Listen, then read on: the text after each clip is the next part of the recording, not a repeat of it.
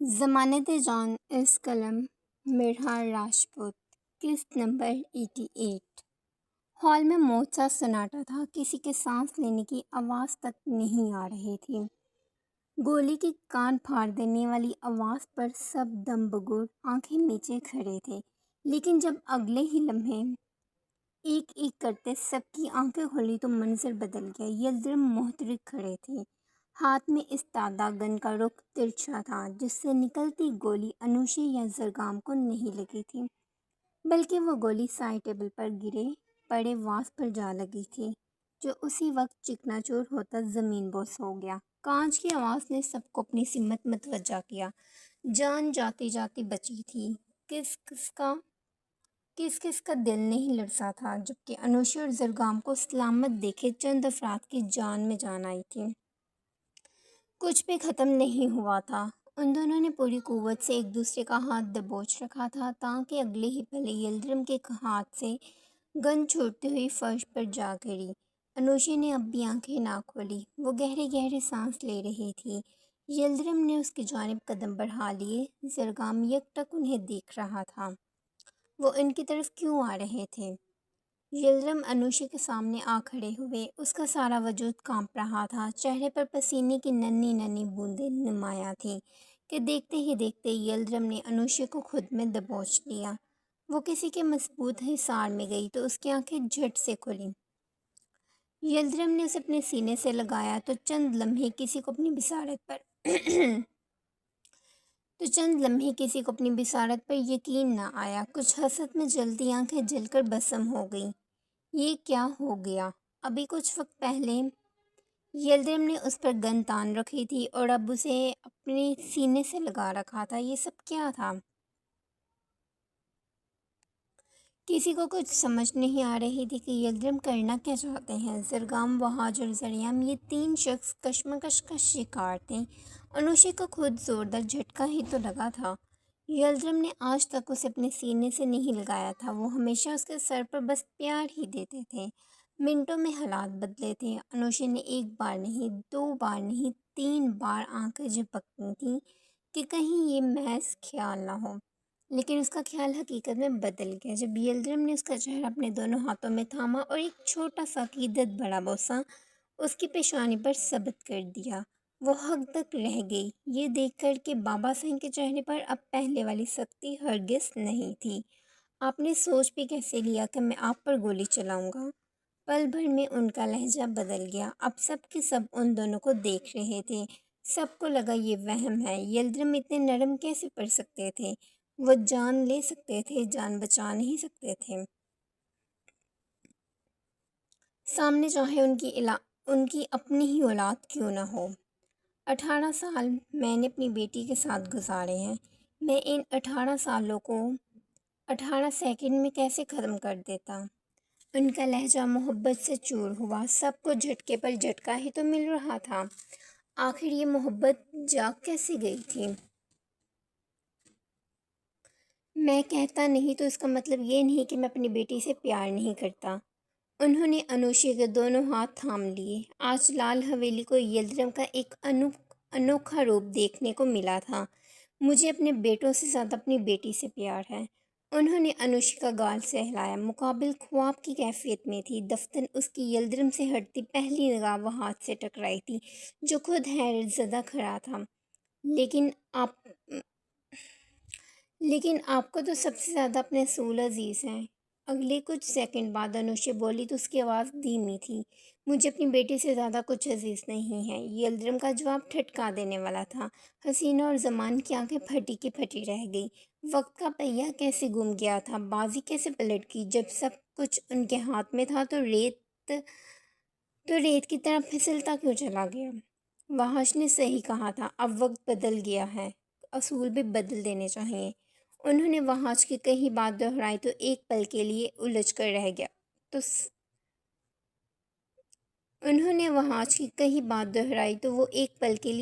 کر رہ گیا۔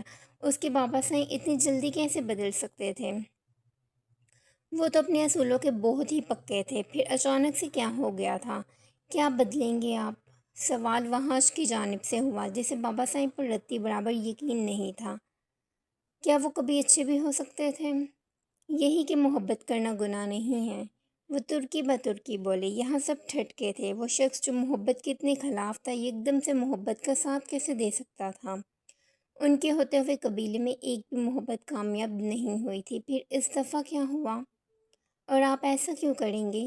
وہ مسلسل سوال کرنے لگا، اور کرے گا تب تک جب تک اسے بابا صاحب پر اعتبار نہ آ جاتا، کیونکہ میں نہیں چاہتا کہ میری اولاد مجھ سے دور ہو۔ اگر تم سب ہی مجھے چھوڑ جاؤ گے تو میں کہاں جاؤں گا؟ اس اصولوں کا کیا کروں گا؟ ان کی آواز میں شائستگی تھی، ان کی آنکھوں میں کچھ کھو دینے کا خوف تھا۔ وہاج کو اب بھی یقین نہ آیا۔ میں جانتا ہوں اگر میں کوئی سخت قدم اٹھاتا تو تم اور ذریعہ انوشے کو لے کر یہاں سے چلے جاتے، میرا خاندان بکھر جاتا، اور میں اپنے خاندان کو بکھرنے نہیں دینا چاہتا۔ وہ سہولت سے کہہ رہے تھے، پوری زندگی جسے اپنے خاندان کی پرواہ نہیں تھی اسے کچھ گھنٹوں میں کیسے ہو گئی؟ ان کی ایگو، ان کے اصول، ان کی زبان، وہ سب کہاں گیا؟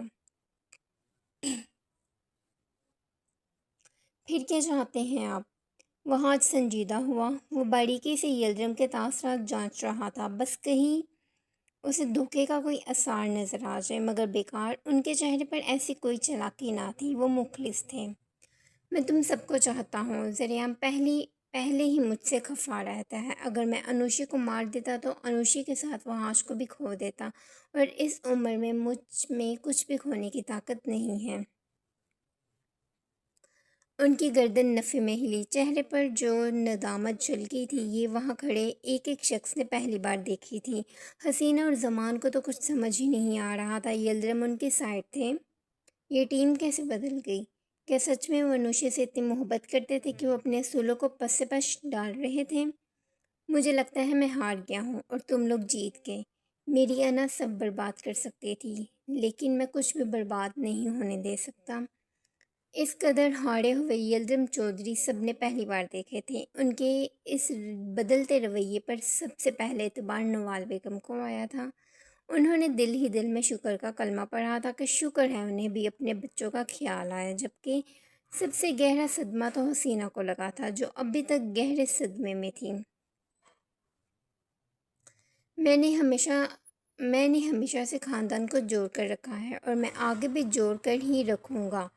ان کی بات زمان کو ناگوار گزرنے لگی۔ حسینہ دوبارہ سے اس کے پاس آ کھڑی ہوئی تھیں۔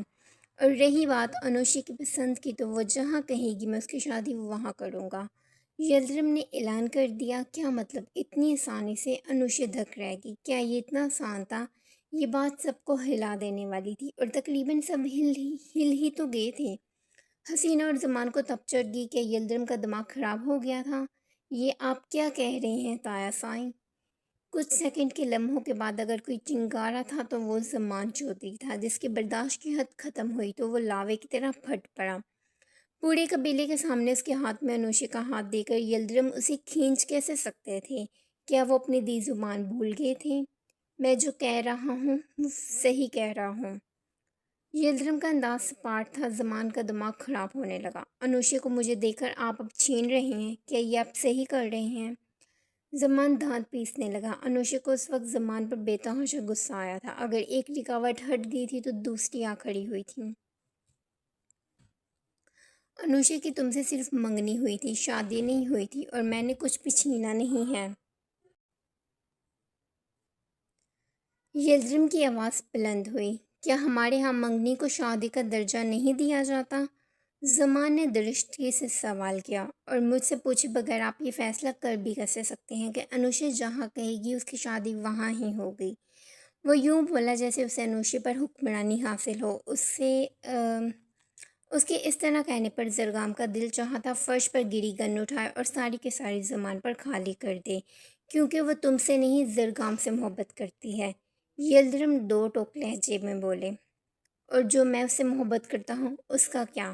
وہ چیخ پڑا۔ ایک بار پھر سے سب کے سب کنگ رہ گئے۔ اس نے کہا میں محبت کرتا ہوں؟ کیا مطلب زمان بھی انوشی سے محبت کرتا تھا؟ سب کے ذہنوں میں ایک ہی سوال ابھرا۔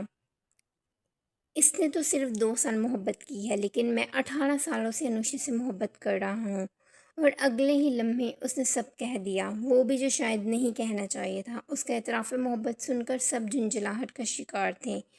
آپ مجھ ام، آپ مجھ سے میری محبت چھین رہے ہیں اور میں ایسا ہونے نہیں دوں گا۔ اس کا بس نہ چلتا، وہ انوشے کا ہاتھ پکڑ کر اسے اپنے ساتھ لے جاتا، لیکن کیا یہ زبردستی نہیں تھی؟ کیا انوشے اس کے ساتھ جانا چاہتی تھی؟ وہ تو صرف زرگام کو ہی چاہتی تھی اور اسے ہی حاصل کرے گی۔ یلدرم خاموشی سے زمان کو سن رہے تھے، وہ اس وقت اسے کچھ نہیں کہہ سکتے تھے۔ انوشے صرف میری ہے، اس کی منگنی مجھ سے ہوئی ہے، اس کی شادی بھی مجھ سے ہی ہوگی، اسے میرا ہونے سے آپ تو کیا کوئی بھی نہیں روک سکتا۔ اس کی انگلی یلدرم کی سیمت اٹھی۔ حسینہ نے اسے نہ روکا، اچھا تھا کہ وہ اپنا غبار نکال لیتا، لیکن مہتاب وہ کہاں برداشت کر سکتے تھے کہ ان کا بیٹا یلدرم سے اس طرح سے بات کرے۔ حالانکہ وہ انہیں باور کروا رہا تھا، وہ انہیں وارن کر رہا تھا کہ اسے ہلکے میں نہ لیا جائے۔ زمان، تمیز سے بات کرو، بابا سائی ہیں وہ تمہارے۔ پھر ہوا یوں کہ مہتاب نے اسے جھڑک دیا۔ آپ درمیان میں مت بولے بابا، آپ سے تو اپنی محبت نہیں جیتی گئی تھی، اب آپ کیا چاہتے ہیں میں بھی چپ چاپ منہ اٹھا کر سب دیکھتا رہوں؟ اس نے گردن چٹک کر مہتاب کو دیکھا اور اپنے لفظوں سے ہی ان کے دل کو لہولہان کر دیا۔ زمان سے سننے والا تانا بہت بھاری تھا، مہتاب اس کا بوجھ کیسے اٹھاتے؟ پھر جب دل تکلیف سے چور ہوا تو انہوں نے اپنا چہرہ جھکا لیا۔ ان کے چہرے پر زمانے بھر کا دکھ تھا۔ جانان ایک پل انہیں دیکھتی رہے گی، اسے لگا وہ پرواہ نہیں کریں گے، لیکن وہ اپنی محبت کے ذکر پر ان کا چہرہ مرجھا سا گیا تھا، جیسے کسی نے ان کا دل سینے سے نکال کر بے دردی سے نچوڑ دیا ہو۔ میں اپنے صبر کا پھل کسی دوسرے کو نہیں کھانے دوں گا، میں آپ سب کو بتا رہا ہوں، اگر انوشی کو آپ نے میرے نام نہ کیا تو میں اس کے نام بھی نہیں ہونے دوں گا۔ اس کا اشارہ زرگام کی اور تھا۔ میں سوچ سمجھ کر فیصلہ کیجیے گا، ورنہ میں آپ کی ہی بیٹی کو بھگا کر لے جاؤں گا، اور مجھے کسی کا باپ بھی نہیں روک سکتا۔ اس نے ایک آخری دھمکی دی، پھر اس سے پہلے کہ وہ غیظ و غضب میں کچھ کر گزرتا تبھی وہ اپنی مٹھیاں بھینچتا ہوا وہاں سے گیا اور ٹھا کر کے کمرے کا دروازہ دے مارا۔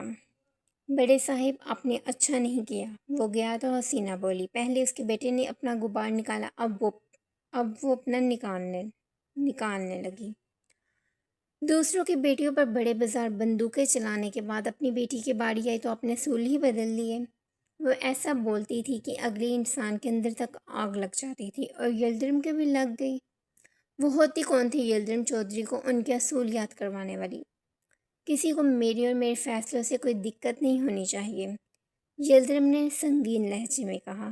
کیوں نہ ہو، حسینہ بیک وقت بولی، ہم بھی اس خاندان کا حصہ ہیں، سامنے کھڑی اس لڑکی کا رشتہ آپ نے ہم سے جوڑا تھا، اگر آپ کو کچھ یاد ہو تو۔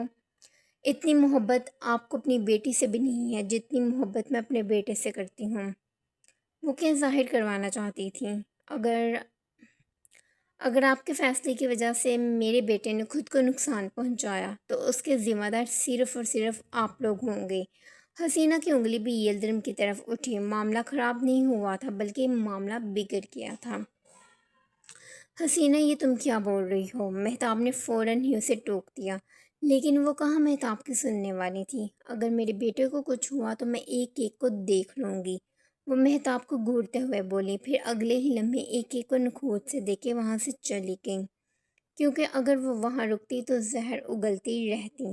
ان کا وہاں سے چلے جانا ہی بہتر تھا۔ وہ گئیں تو مہتاب ان کے پیچھے گئی۔ اب ان دونوں خطرناک ماں بیٹے کو آخر مہتاب ہی کام ڈاؤن کرنا تھا۔ زرگام، یہاں آ کر بیٹھو، مجھے تم سے کچھ بات کرنی ہے۔ زرگام ابھی تک صدمے کی کیفیت میں کھڑا تھا کہ یلدرم نے اسے مخاطب کر لیا۔ یکدم اس کا بنایا کھول ٹوٹا تو وہ فسوں کھیسی سے باہر نکلتا صوفے پر جا بیٹھا۔ یلدرم اس کے سامنے والے صوفے پر بیٹھ گئی۔ ان کے بائیں سائیڈ انوشے تھی، جسے انہوں نے اپنے ساتھ لگایا، اس کے کندھے پر ہاتھ رکھا ہوا تھا۔ نوال کے آنسو اب خشک ہو گئے تھے، جتنی خوشی انہیں مل رہی تھی شاید ہی کسی کو محسوس ہو رہی ہو۔ باری باری سب صوفوں میں بیٹھ کے تھے، وہاج کے ساتھ علیحت و زریام کے ساتھ جانان۔ بات کا آغاز یلدرم کی جانب سے ہوا تھا۔ میں صرف اپنی بیٹی کی وجہ سے تمہیں معاف کر رہا ہوں، ورنہ ابھی تک بندوق کی گولی تمہارے سینے میں ہوتی۔ زرگام کو صرف انوشی کی وجہ سے قبول کیا گیا تھا۔ میں آپ سے معافی چاہتا ہوں۔ مجھے سمجھ نہیں آ رہی تھی کہ میں آپ سے معافی مانگوں یا آپ کا شکریہ ادا کروں۔ وہ مستقل اپنے ہاتھوں کی انگلیاں چٹک رہا تھا، کیا کہے کیا نہیں، اسے سمجھ ہی کہاں آیا تھا۔ ایک دل چاہ رہا تھا ان سے معافی مانگ لی جائے، لیکن دوسری طرف سے آواز آتی تھی کہ شکریہ ادا کرو۔ وہ مان گئی تھی کہ کوئی چھوٹی بات تو نہیں تھی۔ نہیں، معافی کی کوئی ضرورت نہیں ہے، میں بس تم سے ایک بات کرنا چاہتا ہوں۔ نہ جانے ایسی کون سی بات تھی جو یلدرم کو زرگام سے کرنی تھی۔ جی بتائیں، میں آپ کی ہر بات ماننے کو تیار ہوں۔ اب وہ جان بھی مانگ لیتے تو زرگام خوشی خوشی دے دیتا۔ تم جانتے ہو ہمارے خاندان کو، میں نے اپنی بہنوں کی شادی بھی اچھے لوگوں میں اور اچھے خاندان میں کی ہے۔ وہ کیا کہنا چاہتے تھے؟ کیا زرگام اچھا نہیں؟ تم جانتے ہی ہو ان سب کے شوہر کتنی اونچی پوسٹ پر ہیں۔ وہ یہ کیا بات کر رہے تھے؟ کیا انہیں یہ کہنا چاہیے تھا؟ زرگام کو لگا وہ اسے انڈائریکٹ غریب کہہ رہے ہیں۔ دفتن زرگام نے ندامت سے سر جھکایا تو وہ آج بول اٹھا، یہ بات آپ زرگام سے کیوں کر رہے ہیں؟ یلدرم کا اس طرح کہنا انہیں اچھا نہیں لگا تھا۔ اس لیے کیونکہ اگر اسے انوشت چاہیے تو اس کے لیے تھوڑی محنت بھی کرنی پڑے گی۔ محنت؟ کیسی محنت؟ میں سمجھا نہیں آپ کی بات۔ وحاشی ناسمجھگی ظاہر کی۔ ایک تو اسے پہلے ہی یلدرم کی سمجھ نہیں آ رہی تھی اور اوپر سے اتنی مشکل باتیں کرنے لگے تھے۔ میں صرف اتنا چاہتا ہوں کہ زرگام اسٹڈی کے سلسلے میں باہر کے ملک چلا جائے اور ڈگری لے کر واپس آئے۔ بالآخر انہوں نے کہہ دیا جو ان کے دماغ میں چل رہا تھا، تاکہ ہماری برادری میں جو لوگ ہیں ان کی نظروں میں زرگام کا مقام اونچا رہے، اسے کوئی عام لڑکا نہ سمجھیں۔ انہیں ریپوٹیشن بھی تو دیکھنی تھی نا، آخر بیٹی کا سوال تھا، کیونکہ کامیابی کی وجہ سے انسان کی عزت دوسروں کی نظروں میں بڑھتی ہے۔ یہ بات تو یلدرم نے صحیح کہی تھی۔ بابا صاحب وہ تھوڑا بہت پڑھا لکھا ہے، وحاج زرگام کی طرف سے بولا۔ میں جانتا ہوں وحاج، اور زرگام تو پڑھنے میں بہت ہی اچھا ہے۔ مجھے پوری امید ہے کہ یہ اعلیٰ نمبروں سے ڈگری لے کر واپس آئے گا، اور پھر جیسے ہی یہ واپس آئے گا انوشیر زرگام کی شادی کر دی جائے گی۔ منصوبہ تشکیل دیا گیا۔ میرے اس فیصلے سے کسی کو کوئی مسئلہ تو نہیں؟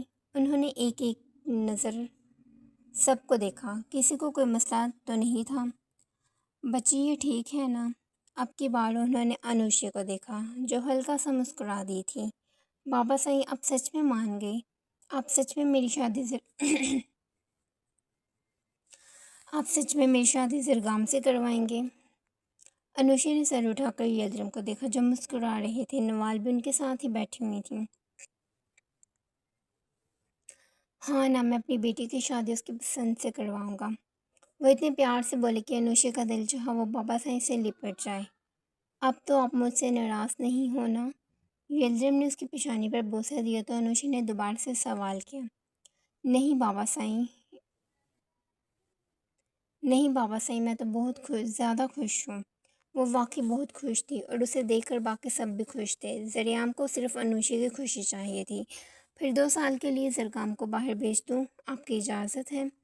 انوشی نے کچھ سوچ کر اس بات میں سر ہلا دیا، لیکن وہاں ابھی تک کشمکش میں تھا۔ جی بابا صاحب، آپ کا ہی دماد ہے، جیسا آپ چاہیں۔ انوشی نے زمان کو دیکھا جو خوش تھا، پھر وہ بھی اطمینان سے بولی تو بابا صاحب نے اسے اپنے ساتھ لگا لیا۔ یہ منظر پرکشش تھا۔ کیا یلدرم سچ میں بدل گئے تھے؟